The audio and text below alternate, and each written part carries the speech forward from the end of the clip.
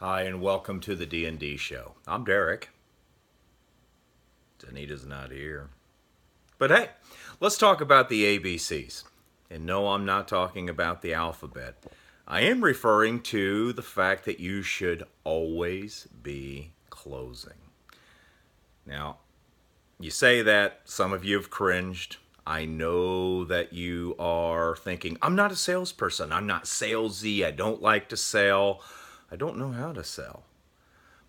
But quite frankly, you really do.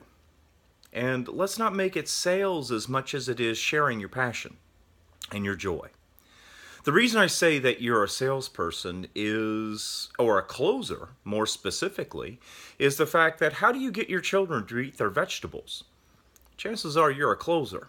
How do you get your children to go to bed at night or do their homework or anything else you want your children to do? Chances are you're a closer or a terrible disciplinarian. I don't know.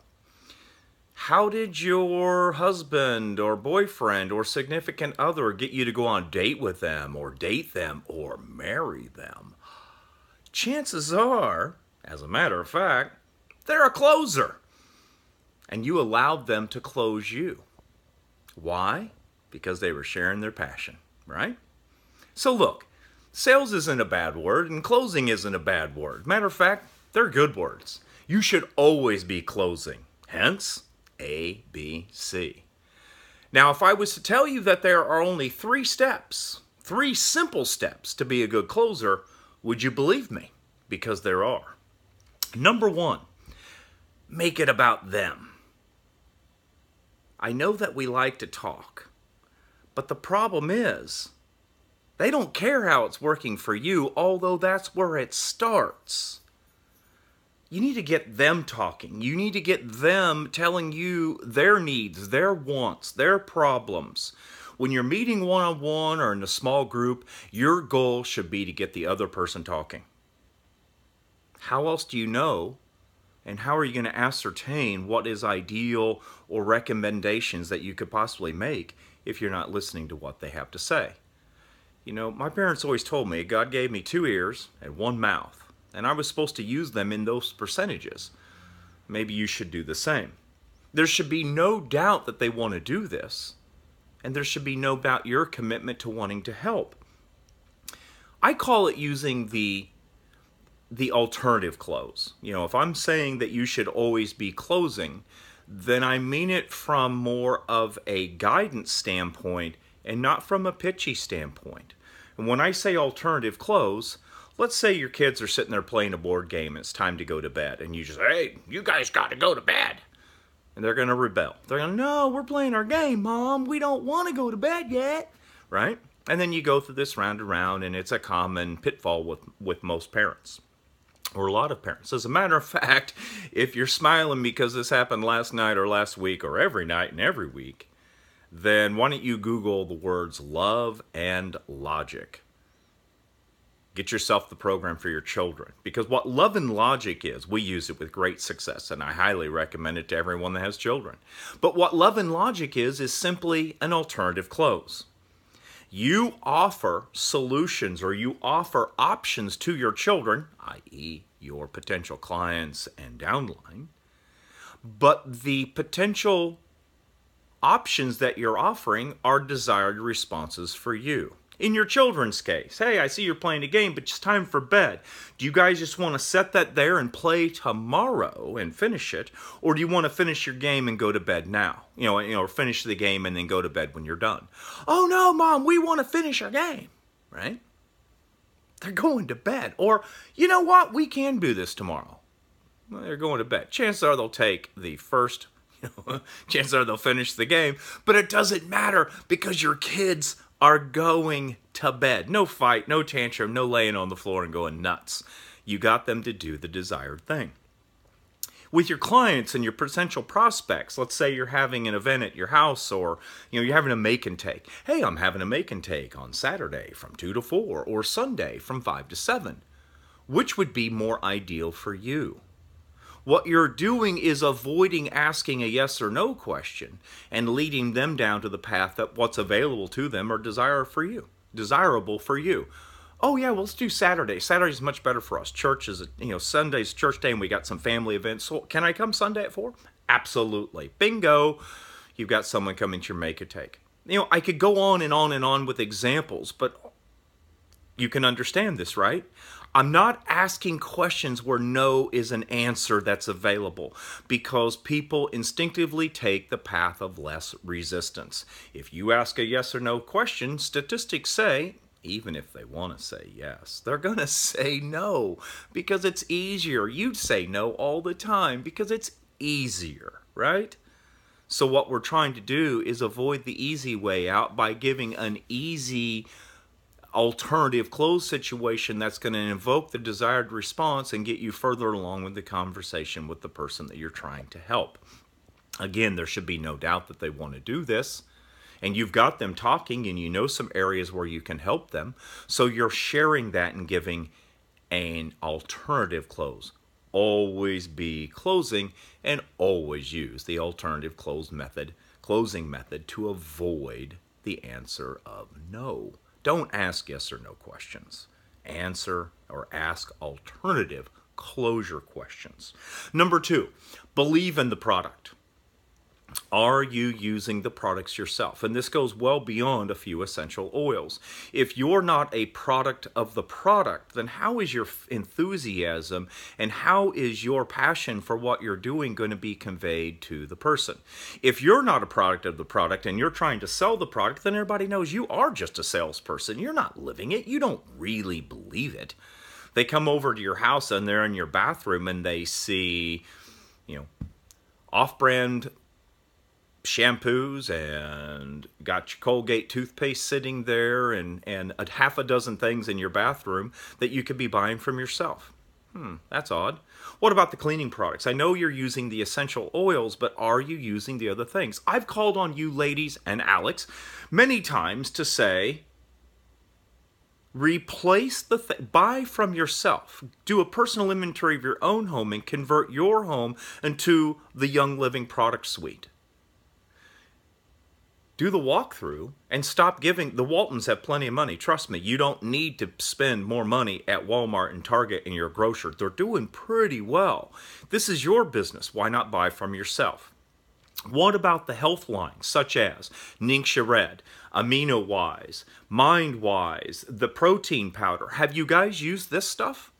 Those 4 products alone not only are outstanding in their product groups, and I mean outstanding. The protein powder, it actually tastes really good. Have you ever used protein powder before? It's usually chalky and gross, and we consume it because we want to, or because we have to, not because we want to or we need to, not because we like it. Usually you're slamming that stuff. I kid you not. Young Living's protein powder is phenomenal. The Ningxia Red is by far the best product in that category I've ever seen. The Amino Wise, I'm a huge proponent of exercise and a health regimen that includes amino acids. The Amino Wise is amazingly great stuff. By the way, those 4 products, if you were using them on a monthly basis, they would accelerate and achieve your ER purchasing without any hassle. You would have the need to take it and the want to take it and the desire to take it, and all of a sudden your ER becomes a no-brainer. Just a little sidebar, if you might note.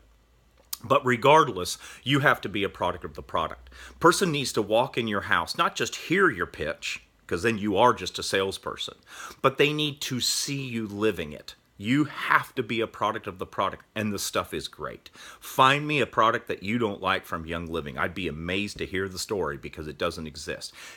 I'm not the greatest fan of their toothpaste. I don't think it's the best tasting toothpaste in the world, but darn it, it's great stuff, so I use it.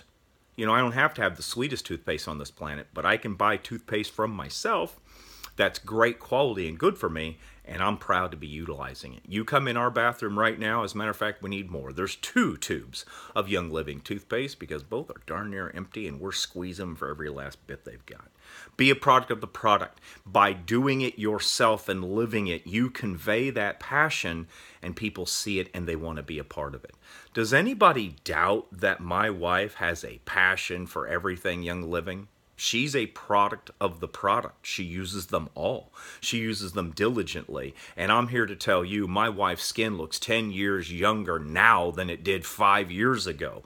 So the last 5 years, she's aged minus 15, in my opinion. And I look at her quite intently and quite often. So I know what I'm talking about. The products are amazing. So you have to be part of that passion. I know you use some of the things, but damn it, do a personal inventory of your home and stop buying things from Target and Walmart and your grocer that you could buy from yourself. It's foolish, it's ridiculous, it's nonsensical, and as a matter of fact, by converting, you'll save money, use better stuff, become a product of the product, and then all of a sudden you're closing based on your passion and your use and people seeing your life change as opposed to you ever trying to make a sale. I'm not a salesperson. Okay, great. Then be a product of the product. Number 3, ask for the sale. Ask for the sale. The problem with most salespeople is they're too darn busy telling you the benefits and the reasons and all the things why you should be buying. And they forget the one critical thing, asking for the sale. You know, the fast food industry and the service industry has made a mint on asking for the additional sale. Would you like fries with that? Can I supersize that for you? Would you like dessert? Could I let you see the drink menu? Would you like a bottle of wine with your meal tonight?